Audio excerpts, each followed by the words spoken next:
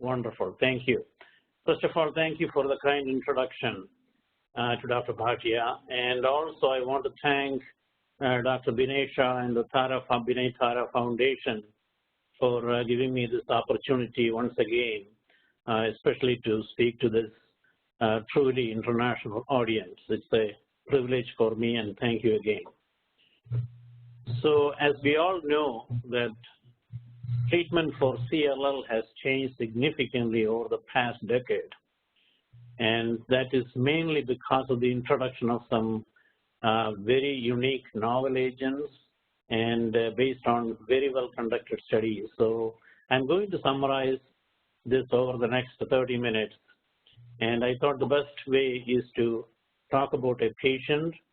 In fact, this is a real patient I have been managing over the last decade. And I will describe the history and then take you through the course of his illness and discuss what we will do based on the current information, which is different from what we would have done at that time. So these are my disclosures. And this slide shows you the new drug approvals over the last 10 years. Including some of the novel anti-CD20 monoclonal antibodies. You have BTK inhibitors. Then you have the PI3 kinase inhibitors, BCL2 inhibitors. CAR-T is still not yet approved for CLL, hopefully in the near future. But these are the agents I will be discussing over the next 30 minutes. And most of the data I'll be talking about will be from the American Society of Hematology meeting last December, and also some from the ASCO meeting just held in May of this year. So the patient I referred to is a 45-year-old African-American male, very healthy marathon runner. In November of 2011, he was diagnosed with CLL. FISH was negative, IGVH was unmutated, and about a year later, not even a year, he did receive FCR treatment, and he received the standard 6 cycles and achieved remission. So the question I thought I will pose is, if this treatment is to be decided today for this patient with all the characteristics I mentioned, what would be the option you would consider? Would you give the FCR just as the patient received, or bendamustine rituximab, or one of the newer monoclonal antibodies along with one of the BTK inhibitors or BCL2 inhibitor? So I'm going to show you the data on these, and then we can certainly come back to this question if necessary later on. So let's look at some of the frontline therapy options we have for a patient like this. We know that over the last year, especially in 2019, we have more than one studies which showed that combination of a novel agent with anti-CD20 monoclonal antibody is superior in terms of efficacy and safety compared to some of the chemoimmunotherapy regimens we were using before. For example, this study compared FCR, which is one of the most effective chemotherapy options, compared with ibrutinib and rituximab. And what did it show? The PFS was significantly better with ibrutinib combination compared to FCR. Not only the progression-free survival, which was actually equally effective in the IGHB mutated as well as unmutated population. That's very important to know, whereas FCR was not very effective in the unmutated population. It also maintained overall survival, which was significantly better. One can argue that FCR, gave rise to more neutropenia and infections, but in any case, the survival was better. So the point from this study was combination of ibrutinib and rituximab was superior in terms of PFS and OS compared to FCR in young patients with untreated CLL. And then comes comparison of another chemoimmunotherapy regimen we have been using a lot, bendamustine rituximab with ibrutinib and rituximab, either ibrutinib alone or ibrutinib with rituximab. What did it show? When there is ibrutinib, whether alone or in combination, PFS was significantly different compared to the bendamustine rituximab alone. Overall survival was not significantly different. So the PFS advantage of the combination was clear, but there was no real difference when you added rituximab to ibrutinib. Ibrutinib also in combination with obinutuzumab is effective. This is a trial randomized showing that ibrutinib is superior to, in this study it was chlorambucil, as you know, that was considered standard of care at that time. That's why they had to use it. But you can see that our patients receive obinutuzumab, but ibrutinib makes this difference. Now, median PFS was significantly longer with the ibrutinib plus obinutuzumab arm. And also, one point to take this from this study is that there was higher rates of complete remission and undetectable MRD, which is an important point to remember, because ibrutinib or any of these BTK inhibitor or BCL2 inhibitor, single agent, typically we give it until the patient develops progression or unacceptable toxicity, whereas achieving remissions like this may indicate that just as in CML, we may be able to come up with combination strategies where you may be able to stop the treatment at one point and rather than continuing indefinitely. And now comes acalabrutinib, which is the second generation, one of the second generation BTK inhibitor. Clearly, it's a selective reversible BTK inhibitor, which is, as you can see, selective compared to ibrutinib, and it has much higher concentrations are needed to inhibit these. Therefore, it is much more selective, and this is the same case with zanubrutinib, which is not FDA approved for CLL at this time. The trial where acalabrutinib was shown to be superior was this one, the ELEVATE treatment-naive patients who received either alone or in combination with antibody compared to antibody with chlorambucil. So acalabrutinib alone or in combination was clearly superior to the antibody with chlorambucil alone, antibody with chlorambucil. So the overall survival did not change significantly. The point I want to emphasize in terms of adverse event is something we have heard before and discussed a lot, that is the AEs of particular interest, atrial fibrillation, hypertension, bleeding, were less with this compared to, for example, atrial fibrillation here was 3.4%, which compares to 16 or 18+% with ibrutinib.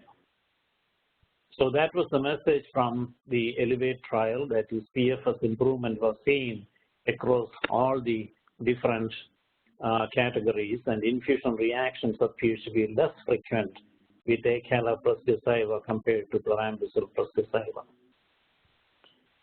What about BCL2 inhibitor? Venetoclax in combination with obinutuzumab in the CLL14 study, as you can see, was randomized and shows that the combination of Venetoclax with antibody is superior. The PFS is significantly better than the obinutuzumab chlorambucil combination. Now, the superiority was also seen in the unfavorable groups like the IGHV unmutated or the T53 positive population, even though there was a difference, but both the groups were much superior compared to patients who received the chlorambucil combination. So let's come back to a patient. Remember, he received FCR in 2012, and he remained in remission for 3 years, and now in 2015, he comes with progression, lymph node enlargement, biopsy shows SLL, and now FISH shows 17P in 60% of the nuclei. And he came to us in December of 2016 with significant B symptoms, and his brother was identified as an HLA matched donor. This was his CT scan. As you can see, significant lymph node. He could not even, button the collar. So the treatment options we offered were clinical trial, as it should be, ibrutinib, Venetoclax, and allogeneic stem cell transplantation, because he has a HLA-matched donor, he has 17p deletion, he relapsed 3 years after FCR, and he is in his 40s, excellent health. So that sounds pretty good. So after very careful consideration, the patient decided to start on Venetoclax. He started it, no significant TLS, and in 3 months after full dose, no evidence of disease. And we just saw him recently, again, no evidence of disease. So it's about 3.5 years now. Obviously, let's review the treatment options for patients that relapse. The ASCENT trial, which looked at acalabrutinib compared to some of the standard options, including BR or idelalisib combination, showed that acalabrutinib is superior in terms of PFS compared to the other comparator arm, which goes along with what we saw with the first-generation BTK inhibitor. Also, the MURANO study compared Venetoclax and rituximab with bendamustine rituximab. And what was the outcome? Same thing, that when with combination with antibody significantly increases the progression-free survival compared to patients who receive BR alone. And even overall survival was significantly better. The point in this to particularly emphasize is that you see this curve of the overall survival of patients who receive BR. These patients actually, 73% of these patients after progression received novel agents. Despite that, the significant superiority is clear. And that's the message from this. And of course, the PI3 kinase inhibitor, particularly the newer one, has been shown to be effective. This is a study which compares the newer PI3 kinase with ofatumumab and showing that the PFS is significantly different, even though it didn't achieve any overall survival difference. So this patient is about 3.5 years now on Venetoclax, and obviously, seeing the curve, I just showed you the data, he probably has close to 50% chance of progression at this point. So what would be the best next choice? Would you give a BTK inhibitor because he hasn't received that? Would you give a PI3 kinase inhibitor, one of these? Or, remember, he has HLA-matched donor sibling. Should we go to allogeneic stem cell transplant? So, life after Venetoclax, because this is a question often asked, because as you all know, ibrutinib and BTK inhibitors have been around for much longer than Venetoclax. And so most of the patients who were treated for relapse with novel agents receive BTK inhibitor first, and when they relapse, they go to Venetoclax. But here's the situation where the patient was treated with Venetoclax first. Will they respond to BTK inhibitor in a similar manner? So the best data we have is retrospective to explain this, which was presented by Anthony Mato in the last ASH meeting. It's a retrospective study. There's a lot of information here, but the point I want to emphasize is, one, the power of social media, even in medical research. In fact, 50% of the research sites for the study was recruited by tweets. And so that certainly, is very helpful because it's a very, very good study, well-conducted study. And I will emphasize on patients who received Venetoclax for CLL and discontinued for any reason. Those are the patients who are included. And then they looked at what are the treatments they received after that. Is it BTK inhibitor, PI3 kinase inhibitor, or cellular therapy? And how did they do? Was there anything to indicate that the efficacy of these treatments are compromised because Venetoclax was used up front? And this is the result. So if you look at the first column, this is showing the use of BTK inhibitor after Venetoclax failure. And what does it show? In this particular patient I presented, who is BTK naive, you can see that overall response is 83.9%, which is similar to what you will see the patient received BTK inhibitor first. So I think the point of this presentation of this slide is to show that it doesn't appear there is any compromise in the activity or efficacy of BTK inhibitor if you use it after Venetoclax.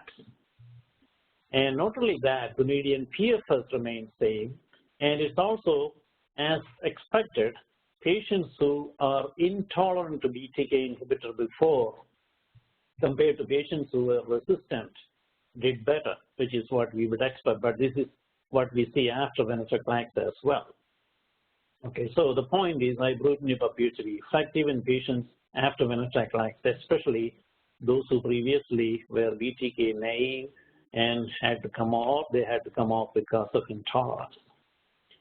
Now this I brought up because, one of the very commonly asked questions is what's the difference between the first generation and the second generation BTK inhibitor? And you heard just now from Dr. Shadman very elegantly presented the data in detail, so I don't want to go in detail except emphasizing what Dr. Shadman said about the difference in terms of tolerance between the first generation and the second generation BTK inhibitors. Dr. Shadman already showed this. This is the data with ibrutinib in terms of side effect compared to zanubrutinib. But that's what we see with second generation. If you look at the acalabrutinib data, although we don't have a direct head-to-head comparison between ibrutinib and acalabrutinib, which is ongoing at this time. And, points to emphasize are things like, for example, atrial fibrillation, which is one of the big concerns with BTK inhibitor. You can see the significant difference. Some of the ibrutinib studies had more than 18% of AFib, whereas it is 2%, which is similar to what we see with acalabrutinib. Also, about infection rates were similar, even though you saw that Dr. Shadman emphasized that the neutropenia incidence was higher with second generation, but the hospitalization and infection rates were very similar. Also, if you look at the curve on the right side of this slide, the point to emphasize is that with first generation BTK inhibitor, side effects like atrial fibrillation and hypertension continuously increase with time of treatment, continued therapy, whereas with the second generation, at least with the data on zanubrutinib we have, it doesn't appear to be increasing after the initial incidence. It stays the same, doesn't appear to increase with time, which is certainly interesting, and hopefully this will stay with the other drug acalabrutinib, which is approved in CLL also, which is one of the problems or concerns with the first generation BTK inhibitor. So we saw what to do after BTK inhibitor failure, and we also saw what to do after BCL2 inhibitor failure. How about a patient who has progression following treatment with both these agents? Are there anything in the horizon? Yes, in the last ASH meeting, we saw a presentation of LOXO305, a very potent and very selective inhibitor of the mutant BTK, this is the mutation that most of the time causes resistance to BTK inhibitors. And this seems to be very promising. There's a study that is ongoing, and you can see the efficacy. Majority of patients respond, as you can see here. And the global study at this point is going on, and it is continuing to enroll at this time. So with that, I'm going to stop my presentation. Thank you all for listening, and I will be happy to take any questions now or at the end, and I will leave it to Dr. Bhatia. Are you able to log into your WebEx and with your? Great. Well, thank you, Dr. Venugopal. Excellent presentation. It always is fascinating to see, just the story of a patient and how the evolving data is helping our patients in real time. So let's see. Are there any questions for Dr. Venugopal? We are actually doing well on time, thanks to all our speakers. So if you have questions or any other things that you want to share, we actually have around 10 minutes to do that.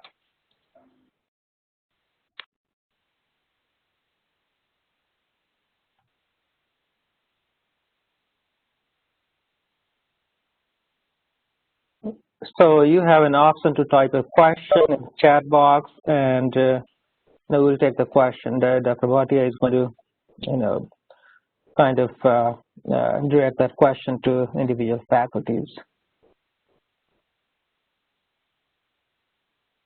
So I guess I'll start with one, Dr. Venugopal. I mean, are there things on the horizon that you're really excited about in terms of clinical trials going on?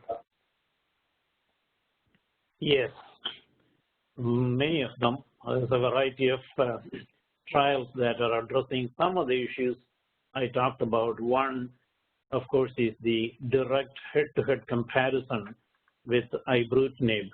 Both the second generation BTK inhibitors, acalabrutinib trial is going on compared with ibrutinib as well as zanubrutinib in the setting of CLL. And this is something we are really looking forward to because of the issues I just talked about, because BTK inhibitors in general are very effective.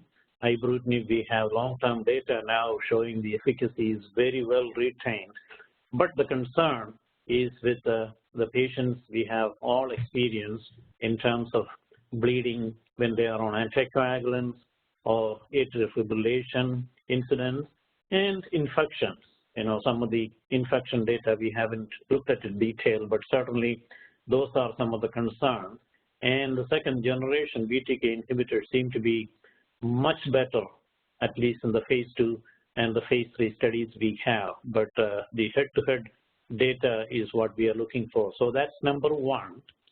Number two, what I'm looking for in the current studies that are going on is another main question that I raised during my presentation, that is, can we come up with studies based on which we can tell the patient, okay, you're going to be treated for the next 1 year, that is it, rather than telling the patient, okay, here is the pill, you're going to take it until your disease comes back or until you develop a side effect which you cannot tolerate. That's not something most patients would like to hear. And, we all, or some of us at least, remember the days when we did the same thing for chronic myeloid leukemia. After patients were going through interferon and other treatments which gave them significant side effects, I was able to give a pill and tell them, yeah, you can take it. Of course, patients were very happy, but I told them you have to take it forever until the disease grows back or you develop unacceptable side effects. But they were happy at that time because of the concern and side effect about the drugs they were getting at that time. But then, over the years, we saw in CML, now we can discontinue treatment. TKI can be discontinued if they have achieved a particular level of MRD negativity. So that's what I'm hoping in CLL also, if some of the combination trials that are going on with BTK inhibitor or BCL2 inhibitor with anti-CD20 monoclonal antibody, or combination of all the three, BTK inhibitor, BCL2 inhibitor, and a CD20 antibody. And it is very likely, already we have data, already we have started doing that based on MRD negativity, but I think we will need much longer follow-up before all of us will feel comfortable to use it routinely. So I think those are the two main things I would mention in answer to your question, Dr. Bhatia. Thank you, Dr. Venugopal. So we have a question from Dr. Professor Alejandro Madrigal from United Kingdom. So he said you did not comment much about stem cell transplant as an option. What is your view?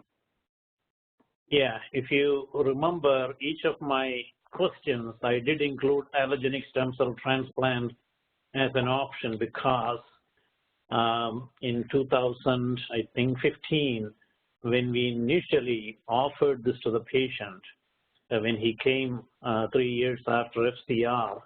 And as I said, he is in his 40s, very healthy marathon runner who has a CLL that came back 3 years after FCR with 17p deletion and an HLA matched sibling. That's a perfect setup which will benefit the patient with allogeneic stem cell transplant. And of course, he, the patient, very educated man, he looked at all the options, met with the transplanters, and he decided to try Venetoclax. And of course, he's doing well now, but it's a very likely that he's going to need allogeneic stem cell transplant in the future. That's my impression, because even with the novel agents, showing such promising data, we don't have the kind of long-term data with these agents like what we have in allogeneic stem cell transplant. And that's the reason why if a patient asks me even today, is there any treatment that can cure my CLL? My answer is allogeneic stem cell transplant. Even though I'm pretty sure many of you know that with FCR, 6 cycles of FCR, if you have a healthy, fit patient who is IGVH mutated, if you give 6 cycles of FCR after 15 years, they have more than 60% of chance being alive without evidence of disease. That's also probably cure. But allogeneic stem cell transplant is a one-time thing with probably even less side effects, long-term side effects compared to FCR. So the short answer to your question is yes, it's a very attractive option in selected patients. That's the best I can say. I said selected because, as you know, majority of patients with CLL are older with comorbidities where that may not be a good option. Sure, thank you. Dr. David Olafia is raising. Doctor, can you mute yourself, please? There's a lot of background noise. Thank you. Dr. Venugopal, that was a great presentation, and kind of like the previous question, I was going to wonder where would you position CAR T cells for this gentleman when he relapses, and if you could also spend one more minute on LOXO305 and what you think of that as a compound for this particular person. Thank you very much. So the first question was about the CAR T. Yeah, I think that's a question that comes up very often in CLL talk, because all of us know that CAR T, one of the diseases where CAR T was shown to be working or effective was CLL. That's where the first one, I think the 3 patients they showed. But still, after all these years, even though we have FDA approval for acute lymphatic leukemia and diffuse large B-cell lymphoma, and more recently for mantle cell lymphoma, but still, we don't have CAR T approval for CLL. There are many reasons for that. I don't want to go into that, but we still feel there's a possibility that we may get, because you just saw from Dr. Shadman the data on the ZUMA-5 in follicular lymphoma, which looks very good. But the CAR T in CLL data hasn't come that robust yet, but we are hoping it will come. And of course, the same issues we talked about, with the allogeneic stem cell transplant, because of the age and comorbidity of these patients also is an important factor for that delay. And second, I think you wanted me to talk or mention briefly a little more about the LOXO305. Yeah, it's a very attractive compound because, if we look at the data on BTK resistance, one of the most common mutation is what I just mentioned there, and that's the one which is inhibited irreversibly and selectively by this agent. So based on the mechanism, we are expecting not only efficacy, which of course we already saw that 77% of the patients respond. So double refractory patients respond to that, but also we think that the adverse event profile is likely to be very favorable because it is very highly selective, like the second generation BTK inhibitor. So it's a very promising, as I said, there's a global study that is going on. We are really, waiting eagerly to hear the results, because, BTK inhibitor came first and then came Venetoclax, and, it's only a question of time before we end up with patients who relapse after both of these, and we need something for those patients, and LOXO 305 is one of the most promising in that category.